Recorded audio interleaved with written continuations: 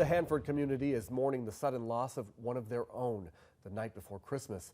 Just minutes after Virginia Lowe celebrated Christmas Eve service at her church, she died in a car crash.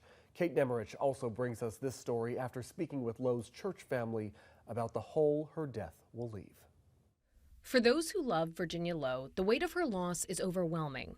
The 68-year-old was an enormous, loving presence at her church in Hanford.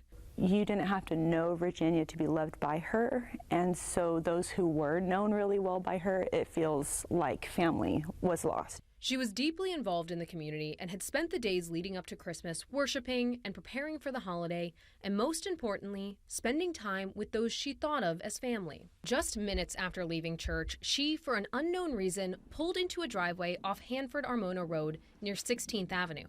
As she backed out of the driveway, her Nissan Altima collided with a GMC Acadia heading east. Virginia was taken to the hospital where she died. It just happened so fast, and we literally had just taken a family picture with her less than an hour before.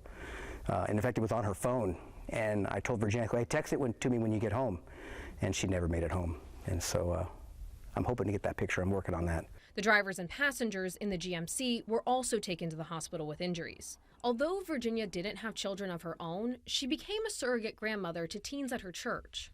So my son is 16 years old, and if I had a late day at the church, he would go find Virginia and get a ride from her, and she loved teenagers. She would take my daughter out, teach her how to not only ride the horses, but care for the horses, feed them, brush them, do all that. And they just spent a lot of time together, out on horseback, riding through the countryside, and just had in-depth talks about life and God. Executive Pastor Candace Cordes says Virginia was involved in many ways, from serving on the elder board helping with the church finances, to leading the welcoming committee, and running the most popular small group. Without her, they will have to move forward with heavy hearts. But she's not replaceable. She's not replaceable. So that's not in the cards for us. We don't get to replace her, but the task will get done and people will still be loved. But it will feel different, for sure. Kate Nemmerich, ABC 30 Action News. Hey Central California, stay up to date with all the most important news and weather. Don't forget to smash that like button and subscribe to ABC 30 Action News.